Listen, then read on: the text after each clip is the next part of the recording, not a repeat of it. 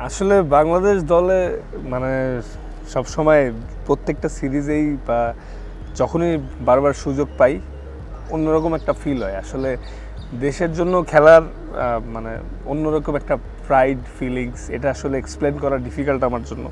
তার মধ্যে স্পেশালি আমি আবার যখন কামব্যাক করছি তারপর থেকে আমি অনেক ভ্যালু করি এই যে প্লেসটাকে। কারণ আমি যখন 2.5-3 বছর বাইরে ছিলাম দলের, ওই সময়টা আমি আসলে বুঝতে পারছি যে না, বাংলাদেশ দলের খেলার শান্তিটা অন্য কোনো কিছুতেই নাই আসলে।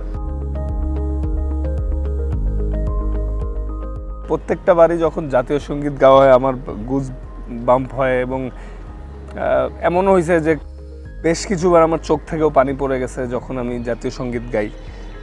এটা আসলে মানে সত্যি কথা, দেশের হয়ে খেলতে নামার এটা হার্ড টু এক্সপ্লেইন আসলে।